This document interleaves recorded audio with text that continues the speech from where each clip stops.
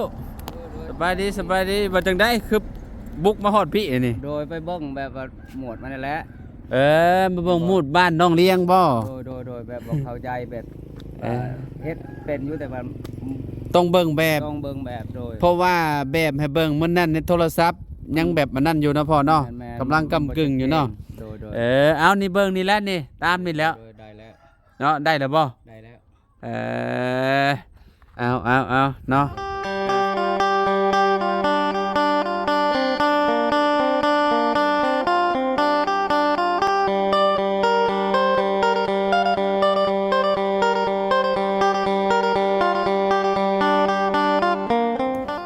พี่น้องเนาะสร้างเพิ่นคือบุกมาฮอดพี่บาทนี่เนาะสร้างเฮ็ดเฮือนน้องป๊อปพี่น้องเนาะทั้งสร้างแหล่ว้า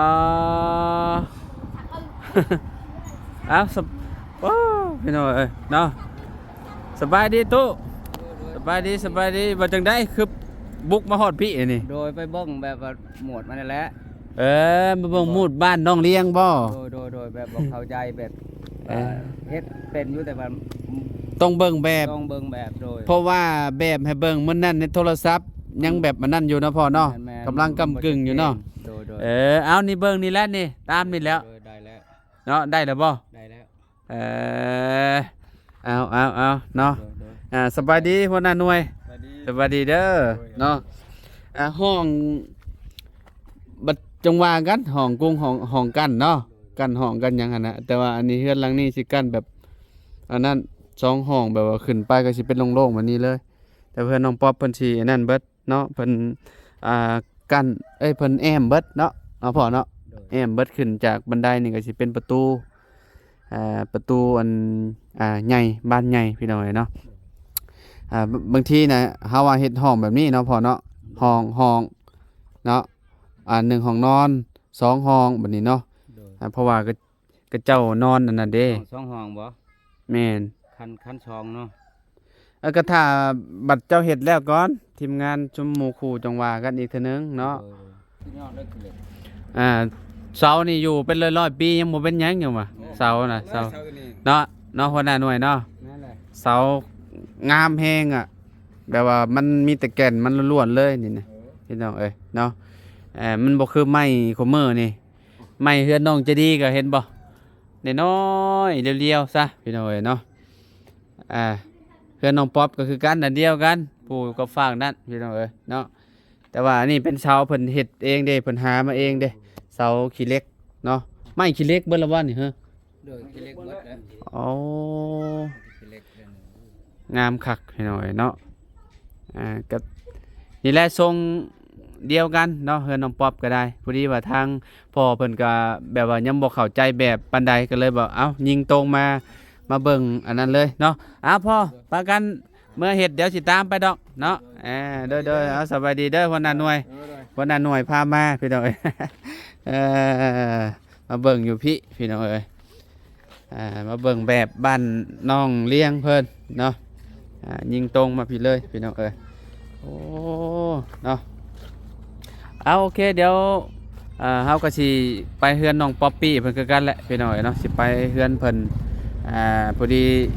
กำลังสิไปพอดีนะพี่น้องพอดีว่าเห็นทางพ่อเพิ่นมาพอดีเลยพี่น้องเนาะ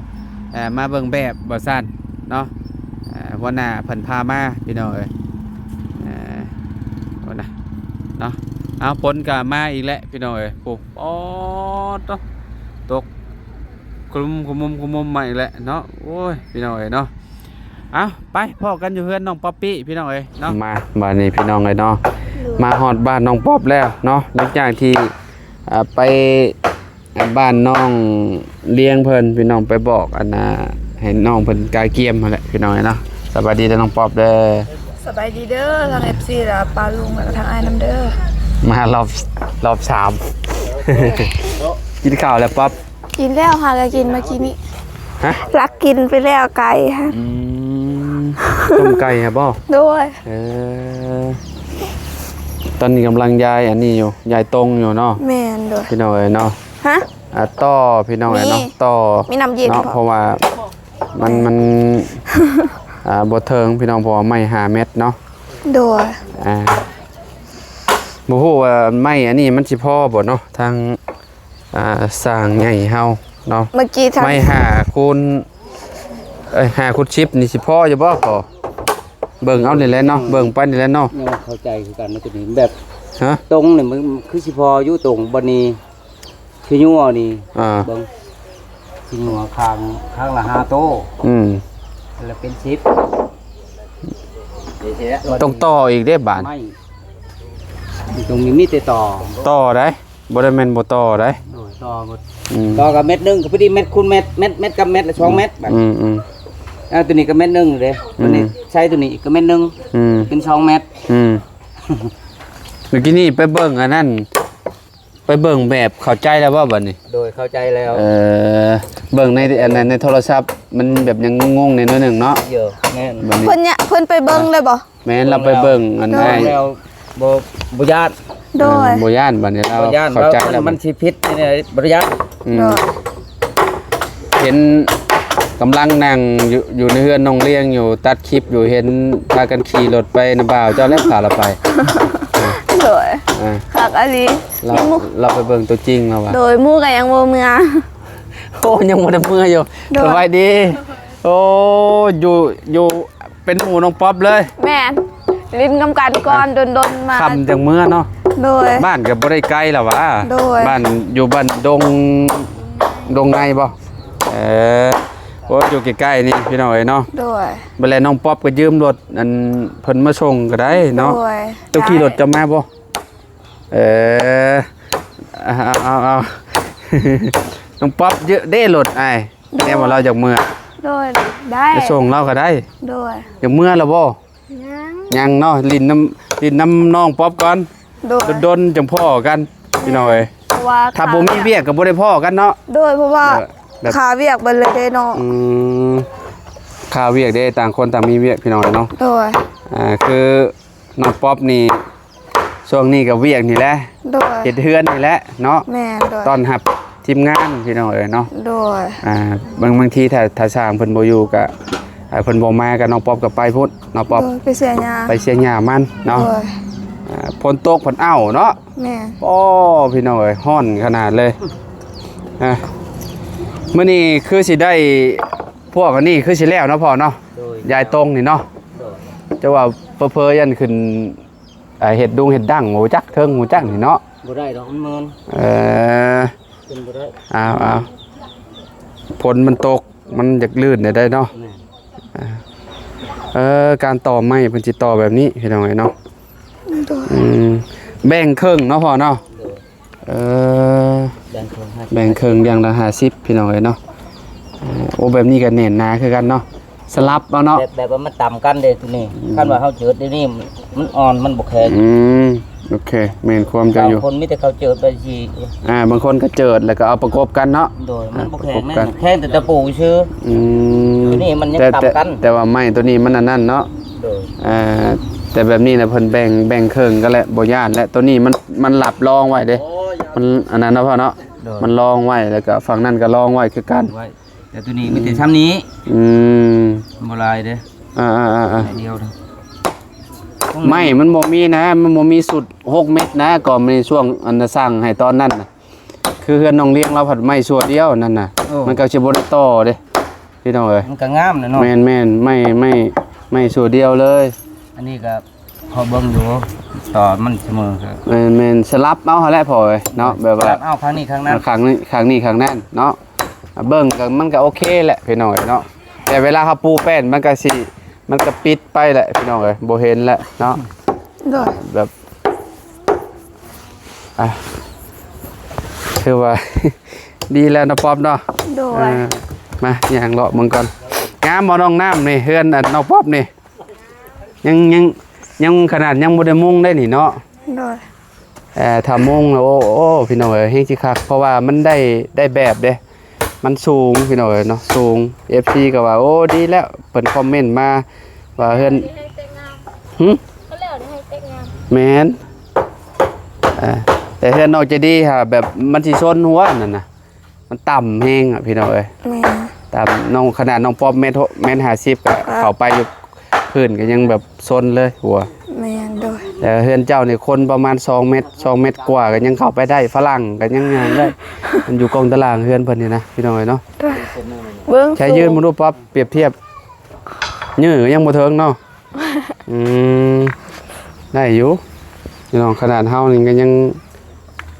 ได้อยู่ฝากนี่ได้อยู่น้อยๆ เบา นี่ เบา ได้อยู่บาตูนนี่เทิงบ่บาตูน บ่ฮู้คือกันจะเล่าเฮาบ่ฝ่าวถมก็ได้เนาะเฮารู้ว่า ผม เฮา แบบใด เฮาสิถมให้เพียงบ่หรือว่าบ่ฝ่าวก็ได้ ถมอันนี้นะ แม่นถมให้ซ้ำกันหั่นน่ะ บัดเพิ่นอันนั้นแล้วเพิ่นปรับแล้วเรียบร้อยบัดจังถม อ๋อ มัน แบ ก็ บ อันนั้น คันเฮาบ่ได้เฮ็ดหยังก็บ่ถมก็ได้เนาะคันเฮาบ่เทพื้นหั่นน่ะ แม่นสมมุติว่านี่เฮาถมแต่คุมมันนี่แหละ แม่น ถมแต่คุมมันนี่เนาะคันว่าอยากให้มันแน่นน่ะเลยก็มีแต่เอาปูนแล้วก็อันนั้นผสมกันกับหินแห่พื้นถมเมียนก็แน่นแหละสิยากหยังบ่แน่เนาะอาจสิได้เทพื้นก็คักอีกแบบหนึงได้พี่น้องแบบเวลาเฮาอยู่หมองกองตารางนี่มันก็สิสบายแบบหนึงเนาะ โดย เวลาฝนตกหรือว่าน้ำสาดเข้ามามันก็สิบ่เละเทะอะนะป๊อก โดยแม่น นี่ก็คือที่เห็นนั่นแหละสมมุติว่าปูก็สิเป็นแบบนี้แหละสภาพ ติดเกือบแฮง ติดเกิบอย่างเป๊ะๆเป๊ะๆแหละคือว่าแหละเนาะ เสียดายเฮือนก่อน งานหม่องทางขึ้นบันไดเจ้าน่ะมัน โดย บัดฝนตกมันแห้งคัก โดย เนาะ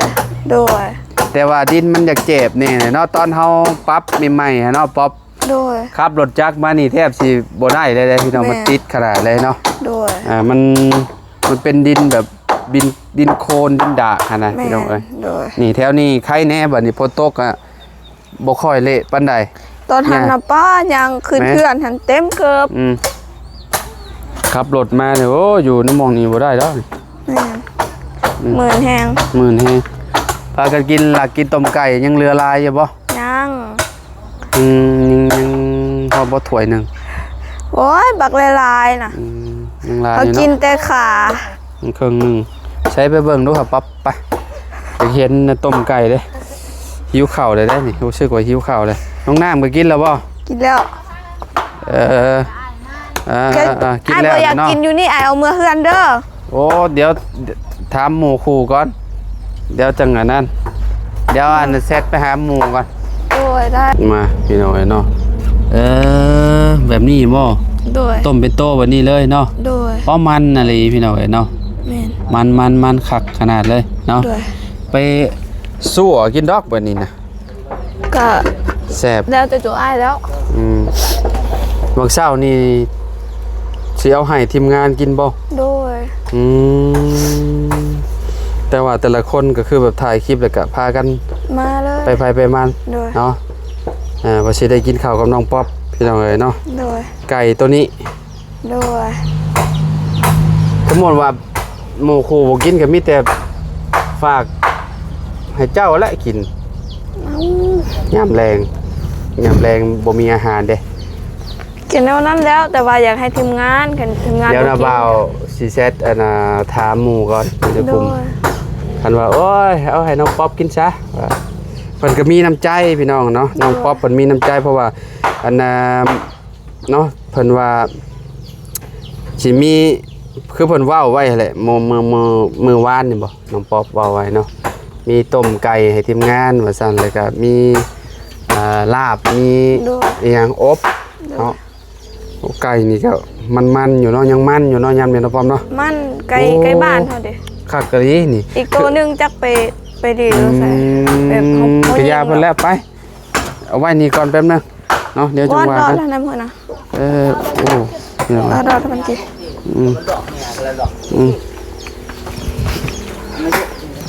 วันหน้าหน่อยสบายดีอีกเทื่อหนึงเด้อวันหน้าเด้อเนาะเป็นไดไปเบิ่งเฮือนกับเจ้างามอยู่บ่เฮือนหลานสาวเจ้าก็สิแบบนั้นแหละทรงแบบนั้นแหละโมเดิร์นคือกันนั่นแหละ โดย แต่น้องป๊อปมักซีจังว่าจะว่าป๊อป วักซิตาโม สีตะหมูยังบ่ได้เปลี่ยนแปลงบ่ โดย อืมยังคือเก่าเนาะ โดย ยังบ่เปลี่ยนใจเนาะมันงามบ่สิ แม่ เออ งามแล้วแบบเฮาเห็นเฮาเบิ่งแล้วแบบคมๆมันบ่มันเฮ็ดคือว่าคมๆเบิ่งแล้วก็ คมคม ด้วย มันคมดีบ่ แม่นสีฮะ มันก็คมมาแล้วนี่เบาตะโลสวยบ่ โอ้เจ้าก็นักอะลี นักแหละไม่เอาลงกับป๊อปเอาลงมันนักกว่าตะโล ปลาเรอะเต็มตัว เบาตะโลเฉพาะเราจะว่านักมัน แม่นไม่มันอมน้ำเลย แม่ มันก็นั่นแหละนักเห็ดขึ้นนักบ่พอมาโยกกะลีกับนักกะลีเด้เนาะบ่ได้ว่าลินเด้มุมนี่มันเลยจังปรั๊บไม้เนาะมองติเสานี่เนาะต้องห้องขึ้นอีกบ่นี่พอโดยห้องตีนมันเนาะ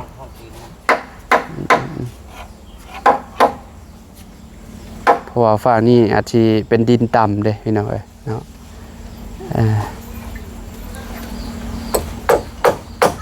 ไม่นี่บ่พอเนาะ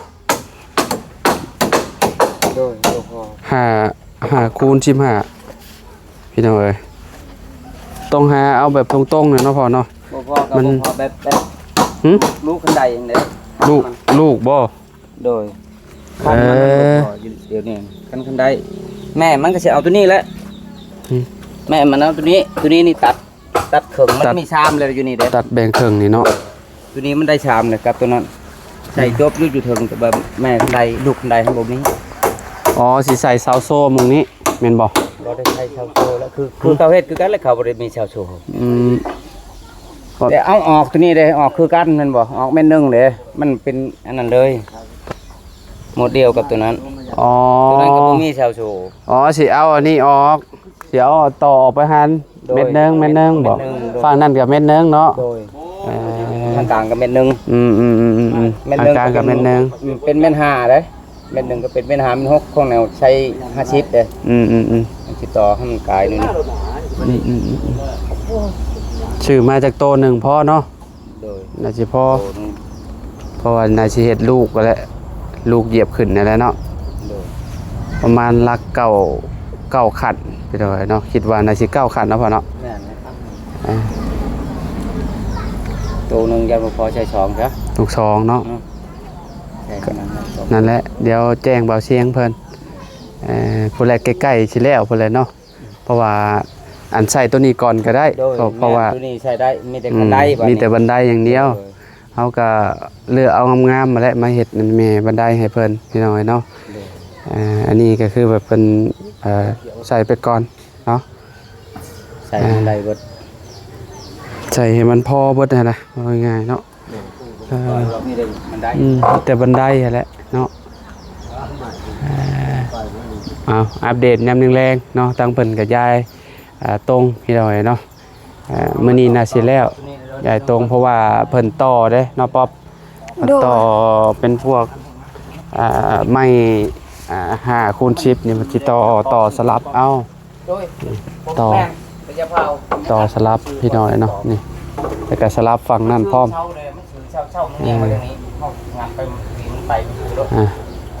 ประมาณนี้แหละเนาะเจ้าของได้พักผ่อนจัก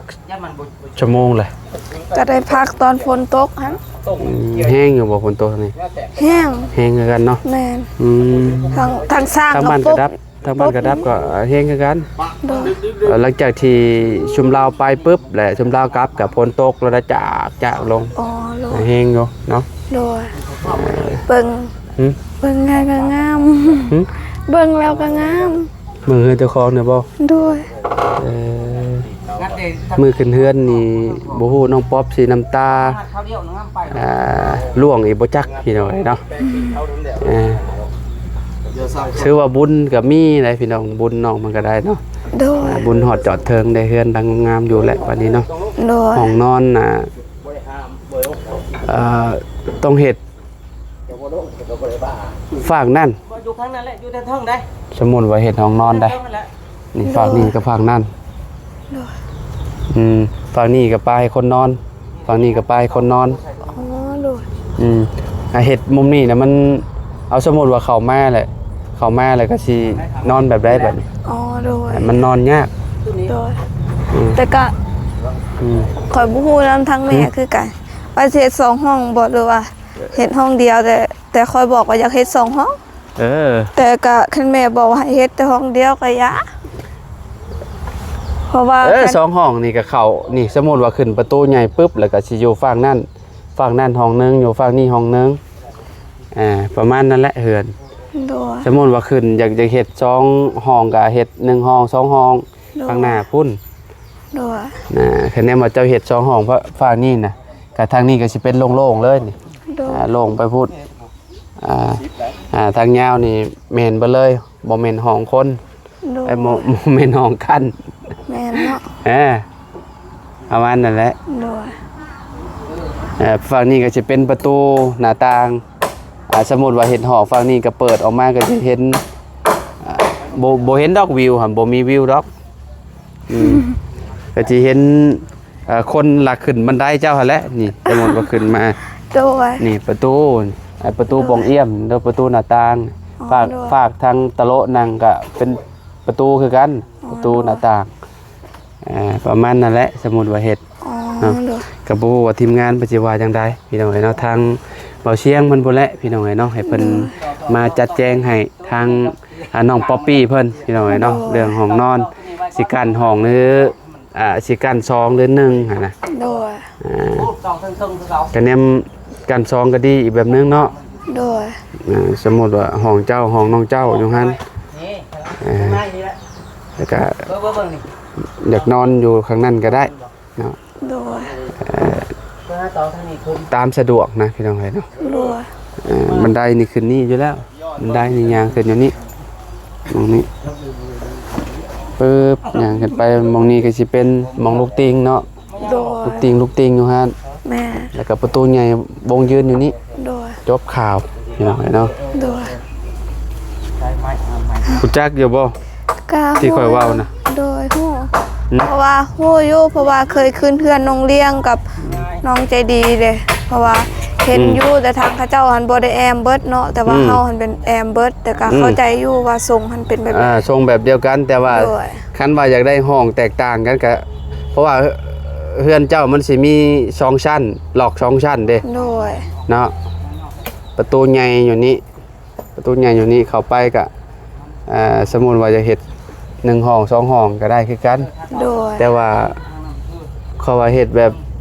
ห้องแบบนี้ก็โอเคเลยพี่น้อง1ห้อง2ห้องนี่มองเบาตะโลนี่1ห้องนึงแล้วก็ห้องนั้นห้องนึง โดย ประตูเข้าสิปึ๊บขึ้นทางนี้ขึ้นนี่แล้วก็เข้าห้องแล้วก็ปึ๊บแล้วก็เปิดเข้าเลย โดย ก็สิประมาณนี้แหละเนาะเรื่องห้องนุ่งห้องนอนก็ได้เรื่องคันว่าน้องป๊อปมักเนาะ2แบบเนาะมันมีอยู่2แบบเนาะ แบบใด ที่ว่ากันห้องกันหยังนั่นแหละมันมีอยู่2แบบที่1ก็เปิดเข้าแบบที่2ก็มุมนี้แล้วอยู่จ่ายมา สิมี2แบบให้เลือกเด้ เอาตัวนี้เนาะ เนาะ โดย ตอนนั้นแหละบ่ได้มีหยังหลายพี่น้องเอ้ยเนาะ โดย ไว้นั่นแหละ โอเคจ้ะพ่อกันใหม่